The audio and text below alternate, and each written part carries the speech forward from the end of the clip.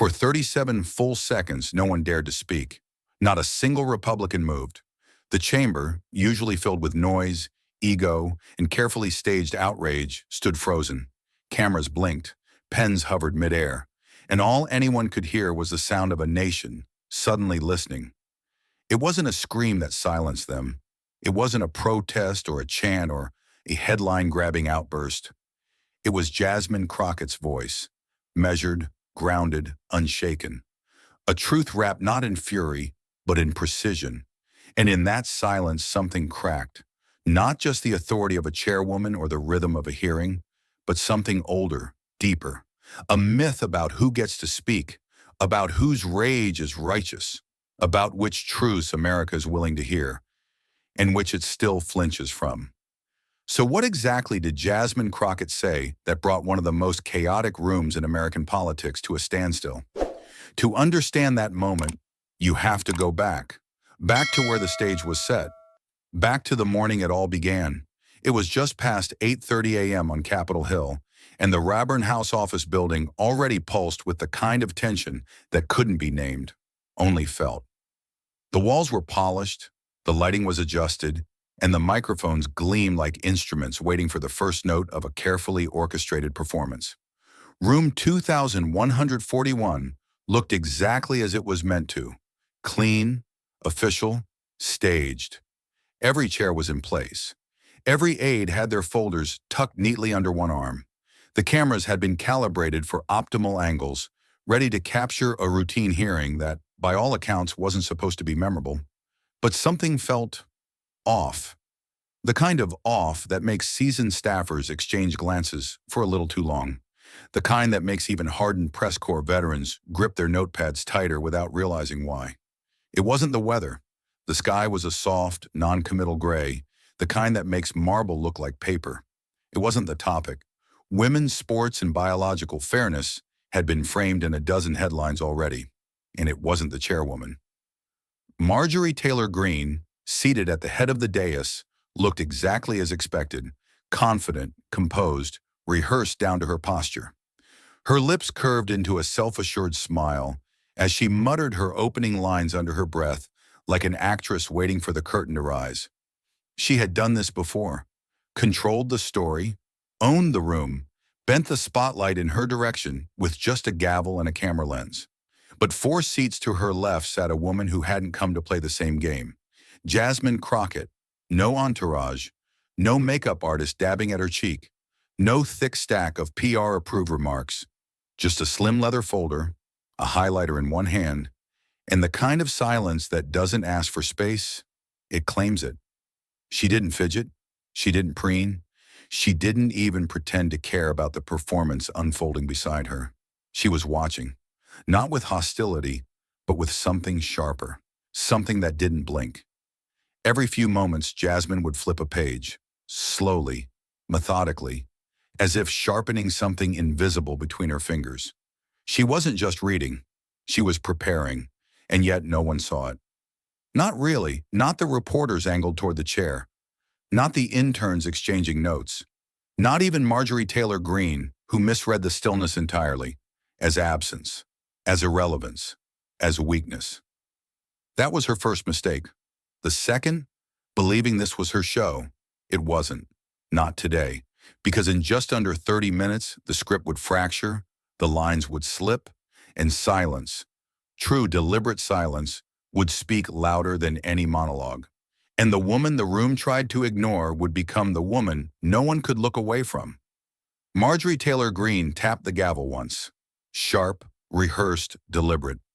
"This committee will come to order," she said, her voice crisp with self-importance. She leaned forward, allowing her carefully styled hair to catch the overhead lighting just so, and began her opening remarks like a conductor raising her baton before a storm. "We are here today," she announced, "to address a crisis that threatens not just the integrity of women's sports, but the very safety and dignity of American girls." Her words flowed like lines practiced in front of a mirror, each syllable placed with the kind of precision designed not to inform, but to inflame. "Biological males," she declared, "are invading female spaces, dominating competition, and silencing real female athletes. The phrase landed with calculated impact, framed to sound clinical, neutral, even protective. But behind the calm delivery was something colder, sharper, fear, dressed as moral urgency. She wasn't building a case, she was building a battlefield. Each word a barricade, each sentence a trigger. She looked up briefly to scan the room, not to seek engagement, but to measure her dominance. Cameras flickered. A few staffers nodded. No one interrupted. No one challenged. For a moment, it felt like the room was hers. Except it wasn't. Not entirely. Because while Greene's voice climbed and rolled like waves against a seawall, 4 seats down, Jasmine Crockett remained completely still. She hadn't flinched. She hadn't sighed. She hadn't even looked up. One hand turned a page with surgical precision. The other underlined something in neon yellow. Her face gave away nothing. Her eyes, locked on the page, moved with the kind of deliberate focus that only comes from knowing exactly where the cracks are. To the casual observer, she looked indifferent, disengaged even. But to anyone watching closely, it was something far more dangerous. Readiness. Jasmine wasn't ignoring Marjorie's words. She was archiving them, highlighting the contradictions, circling the lies, marking every brick in the wall that Greene was so proudly building, so she could dismantle it piece by piece. And still, no one noticed.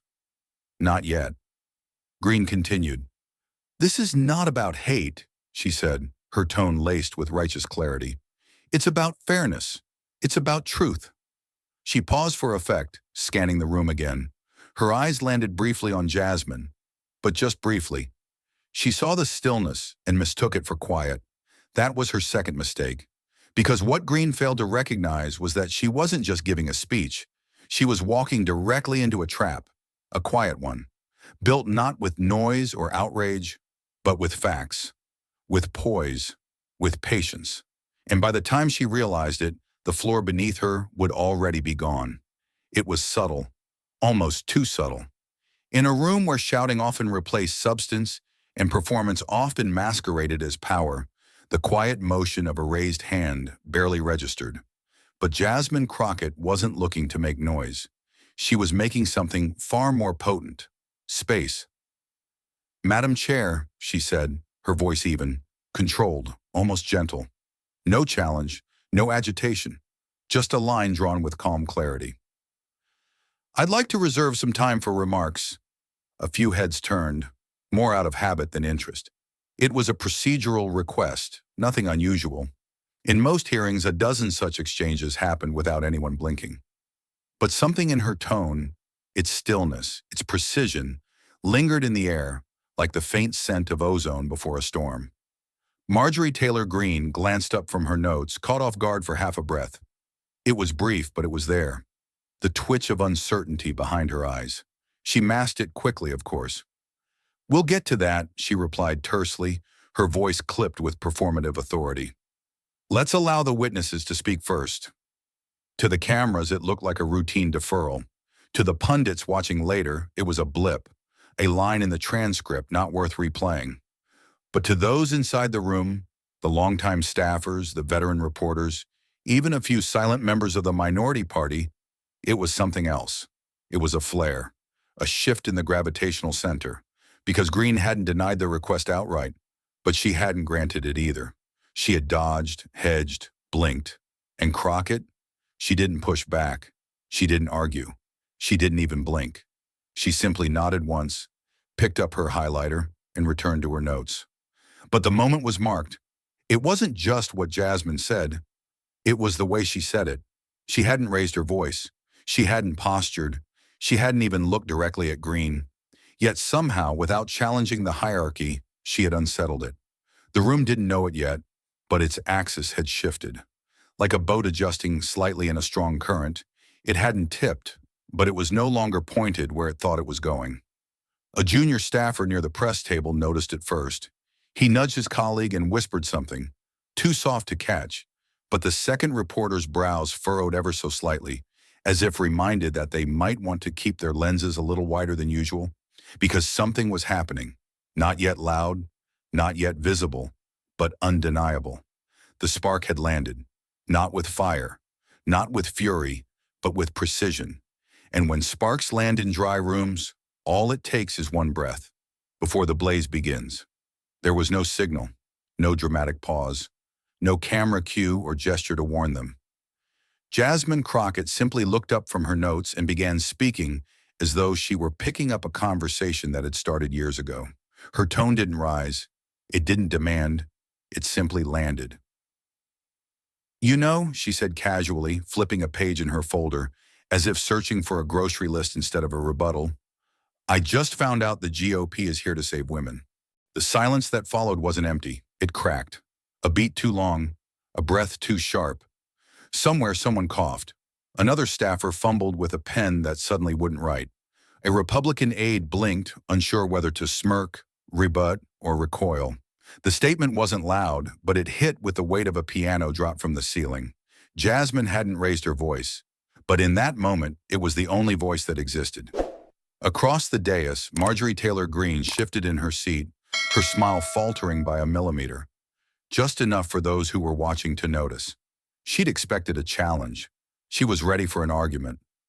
But this quiet, surgical sarcasm, it wasn't part of the script. Jasmine wasn't playing the game. She was flipping the board without touching a single piece. "I mean, imagine my shock," Jasmine continued, her voice calm, almost bemused. "Decades of pay gaps, health crises, voting suppression, and now suddenly, miraculously, the same folks who voted against the Equal Rights Amendment are the ones fighting for me." This time, there was a murmur. It wasn't audible, not really, but it moved. Like a breeze in a locked room. Someone inhaled too sharply. Someone else stopped typing mid-sentence. Eyes shifted toward Greene, then toward Jasmine, then back again. The air thickened, not with noise, but with awareness. Something had changed. What made it even more unnerving was how composed Jasmine remained. Her posture didn't shift. Her voice didn't crack. She wasn't performing. She was stating, and that somehow made it more dangerous. Because if a performance could be dismissed, a presence like this could not. It had to be reckoned with. And Greene? For the first time since the hearing began, she didn't know where to look. She avoided Jasmine's eyes, focusing instead on the empty space in front of her, as if searching for a lifeline in the grain of the desk. Her hand hovered near the gavel, not quite grabbing it, just close enough to feel its shape. Jasmine hadn't said anything aggressive. She hadn't named names. She hadn't even directly accused. But what she had done was worse, for her opponent. She'd told the truth, not in a shout, but in a tone so dry it could catch fire with a single spark. And the room, it felt it. No one spoke. Not because they were silenced, but because they were suddenly, undeniably listening. Jasmine didn't pause for effect. She didn't raise her voice or lean forward. She simply turned the page and kept going, like a surgeon who'd already mapped out every incision before the patient ever arrived on the table.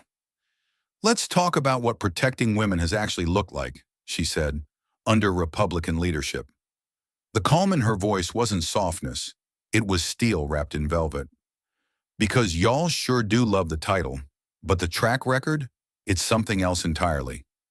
She flipped to a tab section in her folder. Her fingers moved with quiet intention.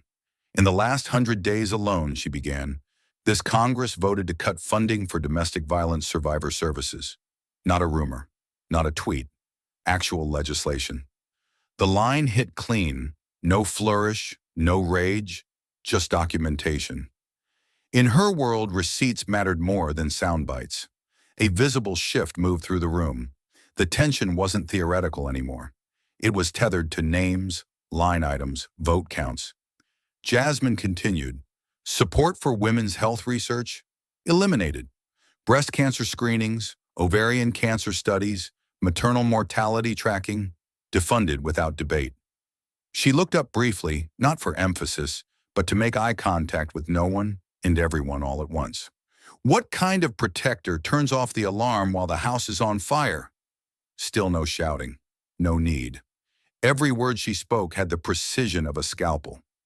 And yet the impact felt like a wrecking ball, swinging quietly through walls no one thought could be touched. Marjorie Taylor Greene's hand moved closer to the gavel, Her fingers curled around its base, knuckles white against polished wood.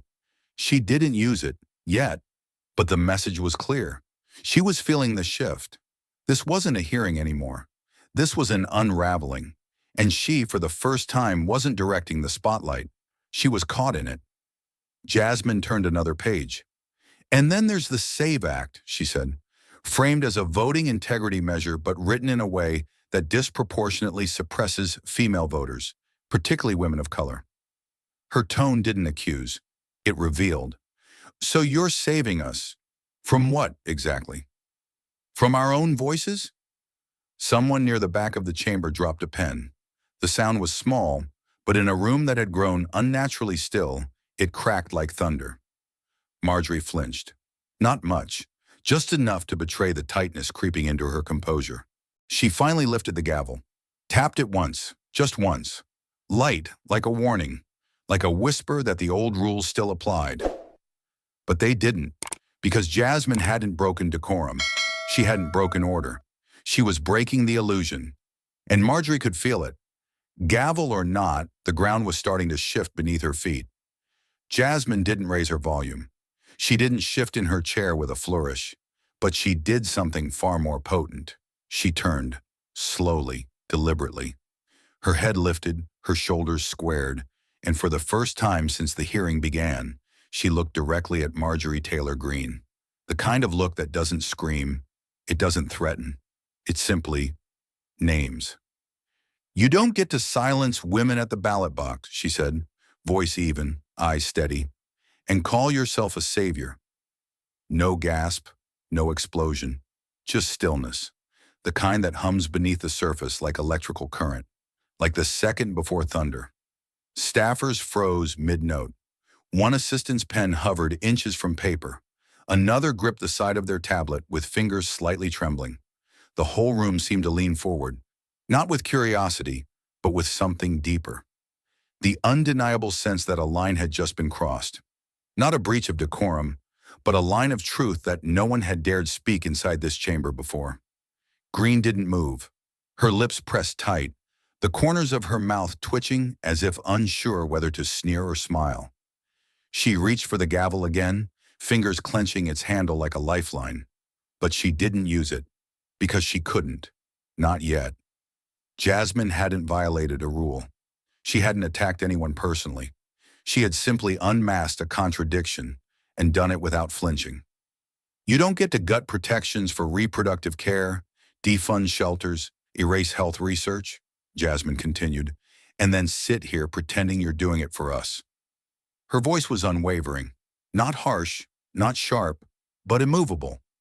It was the voice of someone who had defended women abandoned by the system, who had stood beside mothers evicted without notice, students denied basic health care, survivors turned away for lack of funding. It was a voice shaped by proximity to pain, not punditry. Greene's nostrils flared. A muscle in her jaw twitched.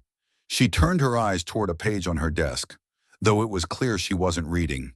She was retreating, into protocol, into posture, into anything but direct engagement.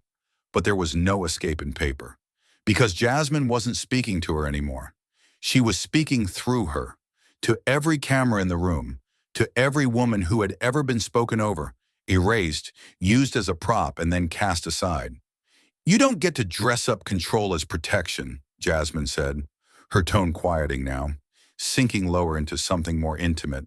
You don't get to pretend that shutting us up is the same as keeping us safe. A new kind of silence filled the room, dense, heavy, not empty, but full. Full of weight, of reckoning, of recognition. And in that moment, no one could pretend they didn't understand exactly what they were witnessing, because that, right there, was what a warrior looks like. The first crack of the gavel came like a warning shot. Not firm, not commanding, just loud, unsteady, defensive. Marjorie Taylor Greene slammed it once, then again. Crack, crack. The sound echoed unnaturally in the chamber, too forceful to be procedural, too erratic to be professional. It didn't restore order. It exposed chaos. This is out of order, Greene barked, her voice cutting through the thick stillness Jasmine had built with surgical calm. "You're out of order!" She slammed the gavel again. Crack. Again. Crack. Her knuckles were tight around the wood now, her breathing shallow behind the mic. The authority she clung to was no longer respected. It was unraveling. But Jasmine didn't flinch. She didn't look away. She didn't even blink. She remained still, posture upright, expression composed, fingers resting lightly on her folder. She didn't return the volley. She didn't meet chaos with chaos. She simply waited. And in that waiting, something far more powerful than protest emerged. Control. Greene kept talking, her voice climbing in volume but shrinking in meaning. "This is my committee," she said, "and I will not be shouted down." "No one's shouting," Jasmine said, finally speaking. Her voice, low and calm, cut through Greene's sentence like a needle through fabric. The contrast was staggering. Greene's volume was desperate. Jasmine's tone was resolute. And that difference didn't just silence the room, it judged it. Then she turned slightly in her seat, not fully, just enough for the words to land where they were meant to. "This isn't your stage," she said, eyes meeting Greene's, tone cool as still water. "It's the people's house." The phrase hung in the air. Every reporter in the room knew it instantly. This was the clip. This was the line that would ripple through headlines, through living rooms, through the bloodstream of a country exhausted by noise and hungry for clarity. Greene froze for a moment, hand still on the gavel, lips parted but empty of response. The authority she had tried to command through force had just been undone by a sentence delivered at room temperature. And the worst part? She knew it. Jasmine said no more. She didn't lean in for impact. She didn't smirk. She let the silence do the rest. Because when truth is spoken plainly, without embellishment, it doesn't need amplification. It resonates, and it lingers. Cameras clicked. A staffer from Greene's team scribbled frantically in the margin of a yellow legal pad. Someone else near the back row whispered, "Did she just say that?" The answer was obvious. Yes, she had. And she hadn't needed to raise her voice to do it. The gavel had cracked. But it hadn't silenced anything. Long before the cameras, before the Capitol, before the clipped exchanges with gavel-wielding opponents, Jasmine Crockett sat at a cracked linoleum kitchen table in Beaumont, Texas, watching her mother peel off her nurse's uniform like it weighed 10 pounds more than it had that morning. Her mother, Denise, didn't speak right away. She never did. The silence came first, thick, slow, like the Texas summer heat. Jasmine, 12 years old and sharp-eyed beyond her years, had already poured the tea, already pulled out her mother's favorite chipped cup with the faded rose decal. That night, her mother's eyes were red, but dry. She took a long sip before saying anything. She was just 20. No family. No one stayed. A pause. "I stayed." Jasmine didn't understand it all at the time. Just the shadows under her mother's eyes, the blood on the cuff of her sleeve, the ache in her voice when she added, "They wouldn't help her. Said it wasn't urgent enough." She didn't ask who they were. She already knew. Her mother didn't believe in rage. She believed in presence, in staying even when the system said, "Go home." Jasmine watched her mother write prayers on sticky notes and tuck them in the pockets of patients who had no visitors. She watched her fight invisible battles against charts and policy and protocol, all without raising her voice. Her father, Calvin, was different, but no less precise. A history and civics teacher at the underfunded high school where the heaters rattled in winter and the textbooks listed presidents who'd already left office. He taught with chalk, but he spoke like scripture. "If you want to understand power, baby girl," he told Jasmine once as they watched a town council meeting on the local access channel, "look at who gets to make the rules and who never even gets to see them being written." He didn't say it bitterly. He said it like math, like gravity, and Jasmine carried that formula with her into every room she would ever enter. She was the product of a woman who refused to leave people behind and a man who refused to pretend fairness came free. So when she sat in congressional hearings with that quiet poise and that leather folder and those eyes that scanned the truth like blueprints, she wasn't posturing. She was remembering. She was remembering the girl in the ER who never got seen. She was remembering the neighbors who couldn't vote because they missed one piece of mail. She was remembering how silence had a cost and how someone had to be brave enough to fill it. So when Marjorie Taylor Greene slammed that gavel, desperate to drown her out, Jasmine didn't need to raise her voice, because her voice wasn't just hers. It was her mother's. It was her father's. And it had been waiting patiently for this moment. By the time Jasmine Crockett paused, even the wall seemed to be listening. She hadn't delivered a takedown. She hadn't launched into outrage. But something unspoken had happened. Something that rearranged the weight of the room without a single visible push. And the people who felt it most weren't the viewers watching from home. They were the ones inside. On the Republican side, the whispers began. Not loud, not panicked, just confused. Controlled men accustomed to wielding noise, like a shield, leaned toward one another. Furrowed brows over legal pads they weren't writing on anymore. One leaned in toward another, murmured, "Was this cleared with oversight?" The response: a silent shrug and a glance at Greene. Marjorie Taylor Greene gripped the gavel tighter, but her fingers twitched slightly, betraying the calm her face strained to maintain. Her smile, once confident, camera-ready, was now a little too wide, a little too still, like something ceramic trying not to crack. Her authority, once amplified through volume and protocol, now hung loosely over her like an ill-fitted coat. She tried to shift her papers, recenter her focus, but her rhythm had been shattered. She wasn't leading anymore. She was reacting. And Jasmine? She simply folded her notes. No flourish, no dramatic flair, just a careful, practiced gesture of precision. She aligned the edges of the folder, tapped the corner twice against the desk, then leaned back in her chair. Not smug, not superior, just certain. The kind of certainty that doesn't seek approval because it doesn't need it. And that's when she said it. No build-up, no fanfare. Just a sentence dropped into the silence like a stone into deep water. "I've barely begun." It wasn't a threat. It wasn't a warning. It was a fact, delivered with the same ease as someone confirming tomorrow's forecast or stating their name on a witness stand. And the room, once filled with posturing and predictable scripts, froze. Across the aisle, a Democratic aide covered their mouth, not in shock, but in awe. On the far side, a seasoned Republican staffer closed their laptop slowly, as if already sensing that nothing from this hearing would go the way their talking points memo had planned. Even the press row shifted. Reporters looked at one another, eyes wide, half grins forming, silently mouthing, "She just took it," because that's exactly what had happened. Without shouting, without interruption, without breaking a single rule.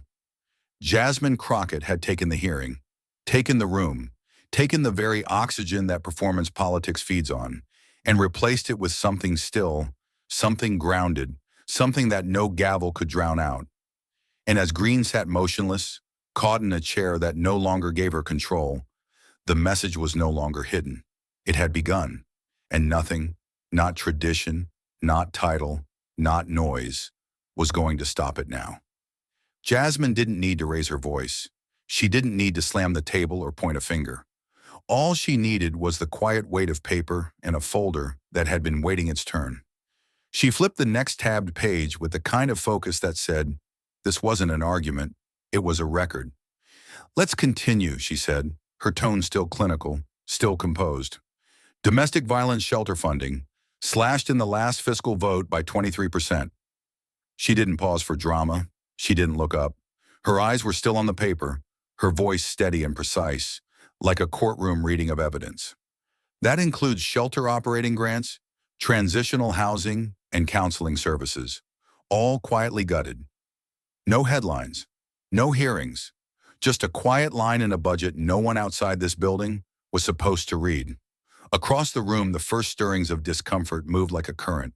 Chairs creaked, pens twitched. Even those who weren't paying close attention now found themselves involuntarily listening, because the rhythm of her facts began to build, not like a march, but like rain on a metal roof, steady and impossible to ignore. Jasmine turned another page.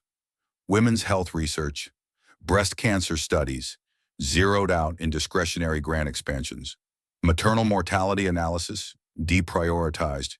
Federal screenings for ovarian cancer, marked non-essential. Her tone didn't waver. She wasn't angry. She wasn't rattled. And somehow that made it worse for the people listening. Because emotion could be dismissed, but a voice this still, it made every number cut deeper. Marjorie Taylor Greene shifted in her chair again, this time not to interrupt, but as if trying to shrink without looking like she was retreating. Her hand still hovering near the gavel, clenched slightly, but she didn't raise it.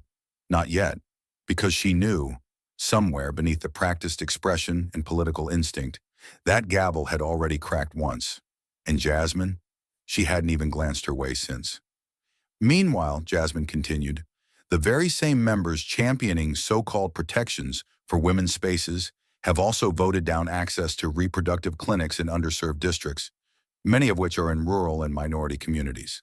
She flipped to the final page of the stack, placed it carefully atop the others. Which means women can't find help to leave an abuser, can't afford the treatment to stay alive, and can't even reach a clinic before their pregnancy becomes a statistic. Her voice softened, not emotionally but intentionally. That's not protection. That's abandonment dressed up as policy. The room didn't respond. It couldn't. Not when every syllable had been sourced, cited, and dropped like stones into a pond of pretense. Jasmine folded her papers again, her hands steady. Still no anger. Still no theatrics. Just the unshakable presence of someone who knew that silence, once weaponized, could also be reclaimed. And now it was. Page by page, line by line, one undeniable truth at a time. The silence that followed Jasmine's final citation wasn't empty. It was saturated. Not even the cameras dared to zoom too loudly. For a moment, no one moved. Then came the sound everyone expected, but no one was prepared for, the furious crack of the gavel.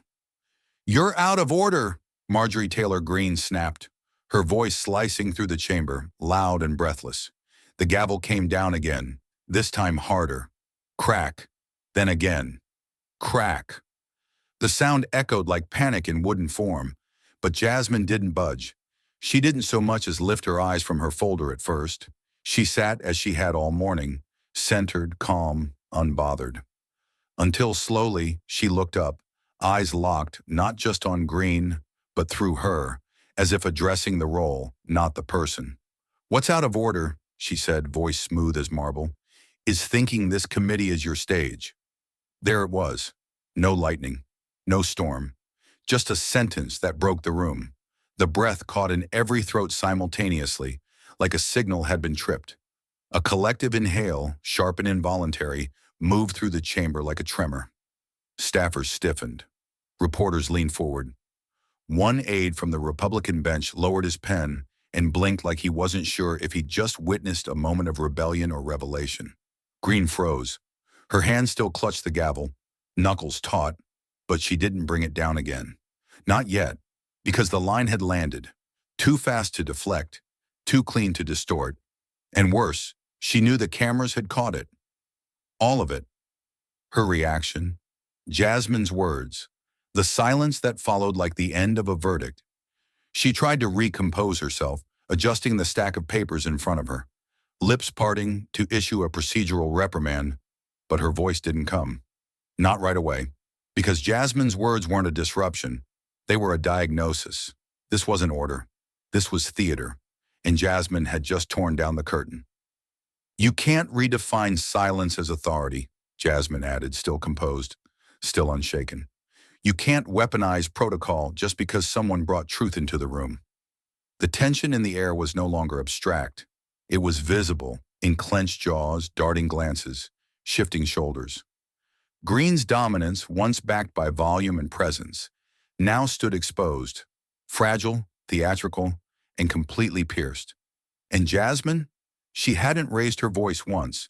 She didn't need to, because some traps don't spring with force, they close quietly. When the prey walks in, thinking it's in control, the hallway outside room 2141 had emptied. Cameras powered down, staffers whispered as they passed, phones buzzing in their palms. But 2 doors down, behind frosted glass and a thick oak frame, the real unraveling had already begun. Inside the GOP debrief room, the air was staler than it should have been. Aides clustered along the wall, tablets in hand, eyes bouncing between live trending feeds, and the unreadable expression on Marjorie Taylor Greene's face. She sat near the head of the long conference table, shoulders drawn tight, jaw visibly locked, a stack of notes in front of her that no one dared reference anymore. She didn't shout, one congressman finally said, breaking the tense silence with a low exhale. But she won. It was a simple sentence. No one argued it. Across the table, another lawmaker, the kind who rarely spoke outside floor votes, nodded grimly. If we keep playing theater, he said, we're going to lose the crowd. His voice was flat, even-toned, but the weight behind it landed hard. Everyone in the room felt it. Greene bristled. You think she won because she whispered? She snapped, eyes narrowing. She ambushed the committee, hijacked it. That wasn't a hearing. That was a setup. But the aide beside her didn't respond. She just turned her tablet toward the congresswoman. On the screen, a social media clip already crossing 4 million views. Jasmine Crockett's voice, cool, measured, saying, "What's out of order is thinking this committee is your stage." The comments section was brutal. But worse, it was bipartisan. This wasn't just a left-wing celebration. It was a shift. She never even stood up, another staffer muttered under his breath, astonished. She just spoke, and they listened. Greene's face flushed deeper. She doesn't get to be the voice of reason, not after pushing that radical agenda. But that's the point, the first congressman cut in. You came in swinging at straw men. She came in with paper, with numbers, with facts. His tone wasn't cruel. It was tired. You were loud, she was clear, and clarity wins. The words stung more because they were spoken inside the bubble. This wasn't press. This wasn't opposition spin. These were her own. Greene tried to regroup, flipping through her notes as if one of them might contain a sentence powerful enough to rewrite the past hour. It's just a narrative war, she muttered. They're playing optics. No, someone else replied quietly. They're playing truth. And for once, people saw it. For a long moment, no one moved. Then the congressman from Utah, Haskins, one of the old guard, stood. His voice was quiet but firm. You want to keep shouting, Marjorie? Fine. But don't expect us all to follow next time. And with that, he left the room. The others stayed seated, but the silence said enough. Because behind closed doors, away from microphones and performances, even they knew the spotlight had shifted, and it wasn't coming back. It started as a single clip. 42 seconds long, no special effects, no dramatic soundtrack, just CSPAN footage, flat lighting, congressional nameplates. But what it captured, the precise moment Jasmine Crockett turned calmly to Marjorie Taylor Greene and said, "This isn't your stage, it's the people's house," sent shockwaves through a country already on edge, already tired of being talked over, shouted at, and fed half-truths dressed as sound bites. Within the first 6 hours, the clip hit 1 million views. By the end of the first day, it had climbed to 5. 3 days later, it crossed 14 million. It didn't trend because of outrage. It trended because of recognition. This wasn't political fireworks. This was a woman saying something people had waited too long to hear. Across platforms, the line was clipped, subtitled, re-uploaded, and remixed. Not with sarcasm, not as a meme, but as a moment. On TikTok, teachers stitched the clip with stories of being silenced in staff meetings. On Instagram, nurses paired it with photos from underfunded ERs. On Facebook, veterans, single mothers, and college students wrote captions like, "She didn't yell, but she spoke for me." And then came the hashtag, "We Speak Truth." It began with a 19-year-old journalism student in Ohio who wrote, "She said it like she'd been carrying the weight of every unheard voice. Shakaju's We Speak Truth." Within 48 hours, it was everywhere. Tweets, banners, classroom doors. One pastor used it as the title of his Sunday sermon. A retired teacher had it printed on the back of her protest sign at a town hall. A bookstore in Portland placed it on their chalkboard window with a quote beneath it, "Truth doesn't have to shout to be heard." Cable news tried to keep up. Some hosts celebrated Jasmine's restraint as a master class in controlled authority. Others attempted to reduce it to partisan theater. But even those voices were overwhelmed by something louder: clarity. For once, the story wasn't about scandal, it was about a sentence. A single measured sentence that drew a line between real leadership and the performance of it. Marjorie Taylor Greene, for her part, tried to spin the moment. She held a press conference 2 days later, claiming the hearing had been ambushed by radicalism. But the words fell flat, because the footage had already told the truth, and people had already felt it. For once, the crowd wasn't moved by volume. They were moved by something quieter, something they hadn't felt in years: authenticity. And it all began with a calm voice, a steady gaze, and 7 words spoken in the people's house. It arrived folded in thirds, no envelope, slipped beneath her office door sometime between the flood of interview requests and the silence that follows a storm. On cheap-lined notebook paper, written in careful but uncertain handwriting, were the words that brought Jasmine Crockett to a halt in the middle of her motion. "Dear Congresswoman Crockett, I'm 14. I want to be like you. But every time I speak up, they say I'm too loud, too much, too angry, too black. What do I do when the truth makes people uncomfortable? Love, Maya R., Detroit, Michigan." Jasmine sat down, slowly. The world outside her office, still echoing with headlines and hashtags, grew muffled. Her phone buzzed unanswered. The emails stacked up. But her eyes stayed on the paper, on the questions written not with protest, but with pleading. It wasn't the first letter she'd received, but this one felt different. This one didn't ask for policy, it asked for permission. Permission to exist, permission to speak, permission to be loud in a world built to punish volume when it comes from the wrong lips. She thought of her own childhood, of sitting at her mother's kitchen table, watching a strong woman come home exhausted but unbowed, of hearing her father say, "If you want to understand power, look at who gets to make the rules and who never even got to write them." She thought of the courtroom where a judge once told her to lower her tone, even as she was quoting the Constitution. And she thought of the chamber, room 2141, where she'd chosen not to shout, but to speak with clarity anyway. She picked up her pen. "Dear Maya, they will always say you're too loud, especially when you're saying something they've worked very hard not to hear. But that doesn't mean you're wrong. It means they're not ready. And being ahead of the truth is a lonely place, but it's also where every movement begins. You're not too loud. The world has just been too quiet. Speak anyway. Speak with grace, but never with fear. And remember this: one day someone younger will hear your voice, and they'll know they're not alone. Love, Jasmine." She folded the letter gently, tucked it into an envelope, wrote the address by hand. As she sealed it, she didn't smile. She simply nodded to herself as if affirming something unspoken. This was why she spoke. Not for the headlines, not for the sound bites, but for the Mayas, the girls whose voices haven't broken through yet, but will. Because legacy doesn't always live in speeches. Sometimes it lives in ink, and sometimes it begins with a single girl asking a question no one ever answered out loud. Until now. The headlines had already moved on. The press tour requests ignored. The interview offers declined. Jasmine Crockett sat in her living room, wrapped in the stillness of a house where the walls didn't demand performance. Her heels were off. Her phone was off. The folder, the same one she'd carried into room 2141, rested quietly on the table, closed.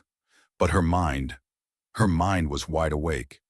She stared out the window as the sun dipped low across Washington's row houses, shadows stretching like long fingers across the quiet street.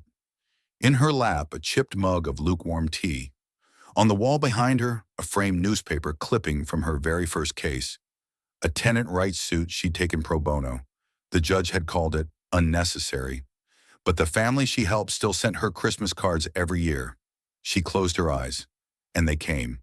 Not ghosts, memories, faces, rooms, stories. A woman in a shelter who couldn't stop trembling. Not because of bruises, but because she'd had to leave her children behind to save her own life. A girl in a classroom who whispered her question so softly, Jasmine had to sit beside her just to hear. A mother in court who'd lost custody not because she was unfit, but because her public defender missed the deadline to file an appeal. These weren't statistics. They were fuel. She saw them, all of them, stitched behind her eyes like a quiet procession.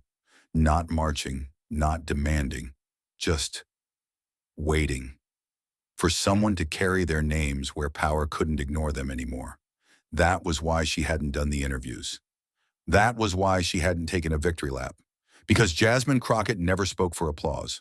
She spoke for the ones who never got to.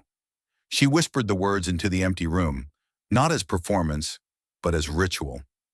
"I don't need a podium to be heard," she said. "I just need the truth and the memory of where I came from."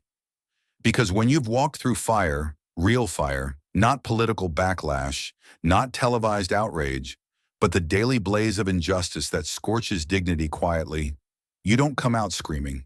You come out tempered. And Jasmine, she was tempered, not immune to pain, but shaped by it, sharpened by the weight of too many lives hidden in footnotes, buried under budget cuts, erased by process. Her voice didn't rise because it didn't have to.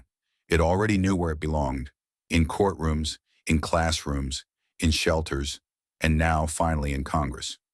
She stood slowly, placed the mug in the sink, and turned off the living room light. Not every battle ends in noise. Some end in stillness. But the quiet doesn't mean it's over. Sometimes the quiet is just the breath before the next truth is spoken. It wasn't Jasmine's voice this time.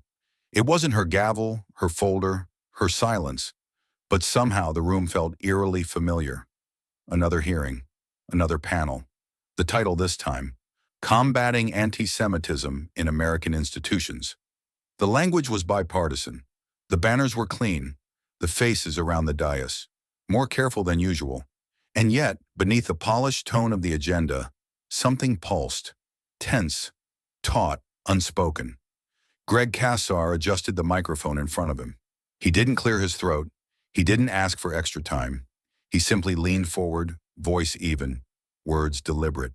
"I want to ask my Republican colleagues a simple question," he began. "When Donald Trump said there were very fine people on both sides, after white supremacists marched in Charlottesville, chanting 'Jews will not replace us,' how many of you publicly condemned him?" There was no sound, not a gasp, not a shift, not even the rustle of a page. Cassar let the question hang there, like fog gathering over a still lake. "Show of hands," he added gently. "Who condemned him?" Silence, still, unmoving. Some members stared ahead, eyes locked on nothing. One shuffled a folder with no intention of reading. Another adjusted a nameplate, though it sat perfectly centered. But no one, not one, raised their hand. Cassar didn't gloat. He didn't smirk. He nodded slightly, slowly, as if confirming a fact he already knew but wanted recorded. Not in transcripts, but in memory. "That," he said quietly, "is the problem." The sentence landed without impact noise, yet it hit like a falling beam. The kind you don't hear until the dust is in your lungs. Reporters in the back row sat still, pens frozen midair. Aides glanced up from their phones, unsure if they'd just witnessed something small or historic. "We say we're here to combat anti-Semitism," Cassar continued. "But what does that mean if some of the loudest enablers of hate are given a pass because they wear the right party pin?" His tone never rose, not once, but his words carried weight, the kind that filled every corner of the room like a slow tide. Still, no one answered. Because what could they say? That they hadn't heard the question? That they were still thinking? That they didn't want to go on record? No answer was safer than the truth. And yet no answer had become the answer. Cassar leaned back, folded his hands, and said nothing else. He didn't have to. Because sometimes the most powerful moments in politics don't come from speeches or scandals. Sometimes they come when a room full of people is given a choice and chooses silence. After Cassar's question faded into the walls of the chamber, a different kind of silence settled. Less defensive, more uncertain. It wasn't just about Trump anymore. It wasn't just about Charlottesville or hate speech. It was about the space between rhetoric and courage. The air in the room had shifted. And into that space, calmly and clearly, stepped Robert Garcia. The California congressman, suited sharp in navy and silver, didn't raise his voice. He didn't need to. The moment was already listening. Before we continue this discussion about fairness, he began, I'd like to remind us all what Title IX was actually written for. Some eyes rolled, others looked down, but Garcia didn't blink. Title IX wasn't designed to be weaponized in culture wars. It wasn't meant to become a shield for selective outrage.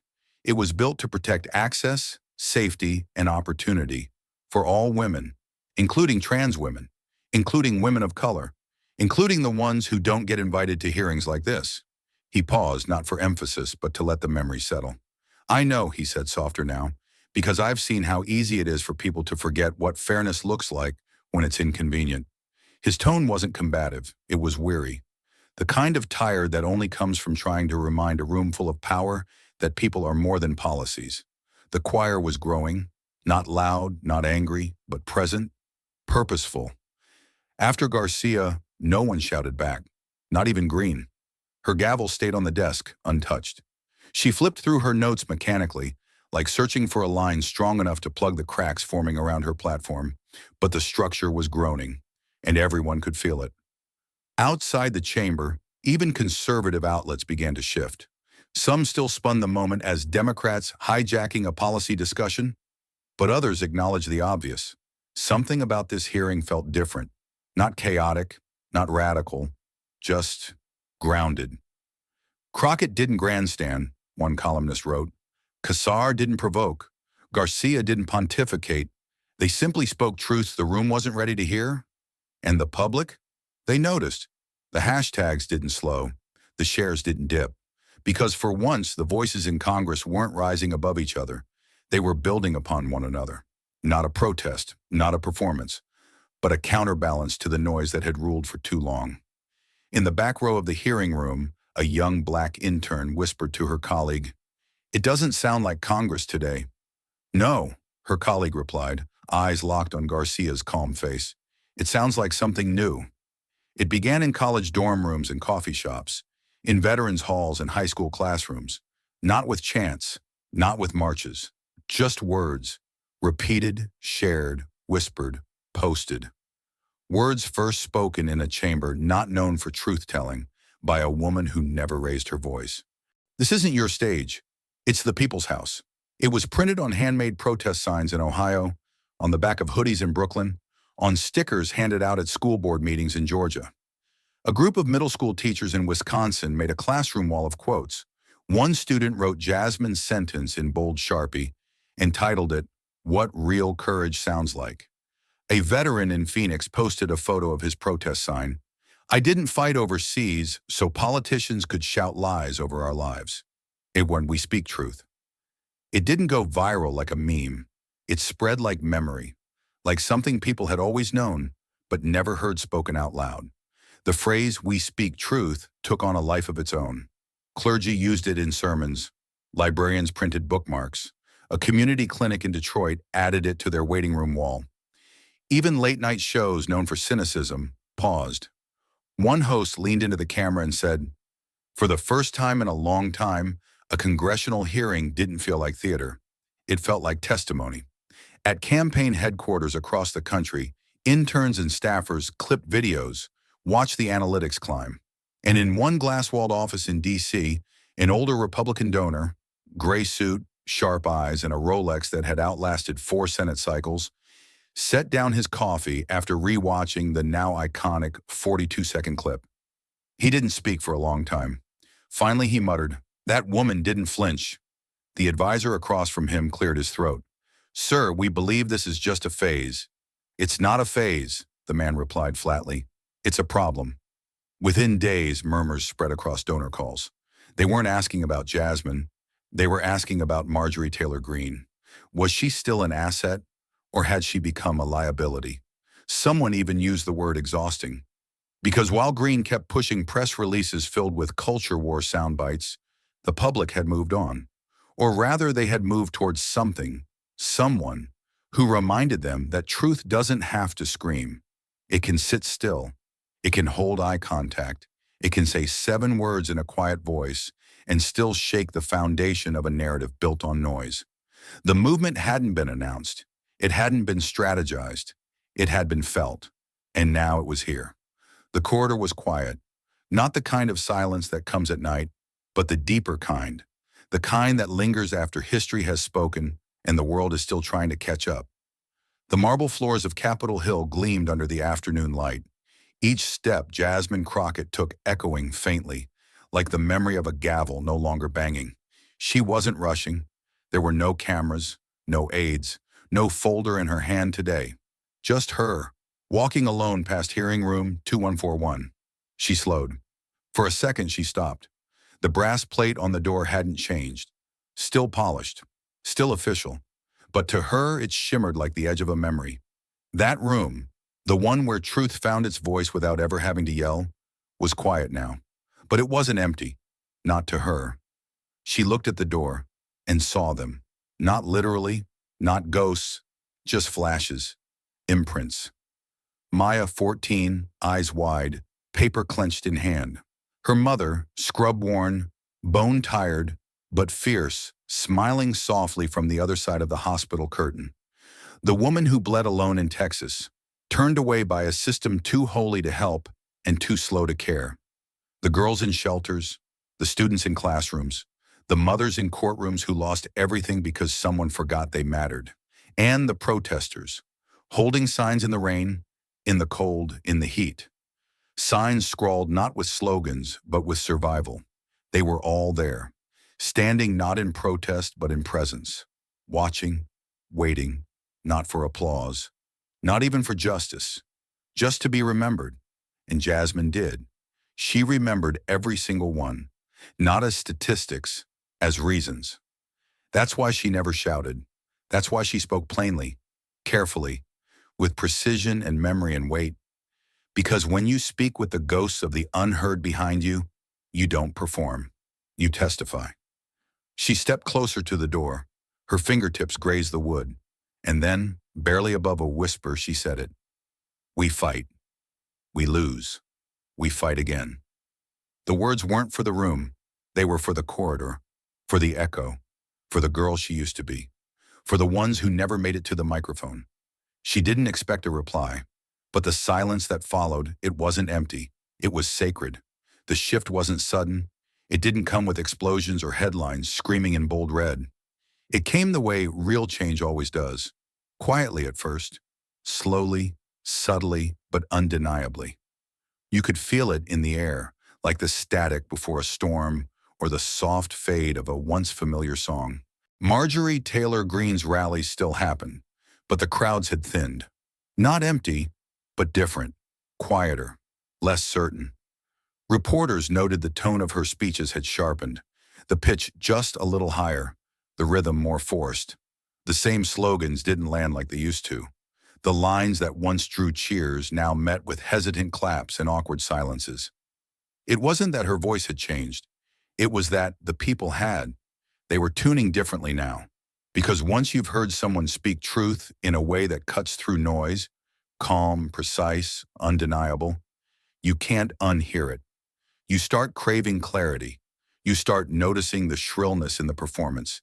You start asking, why do they sound like they're yelling, if they're so sure?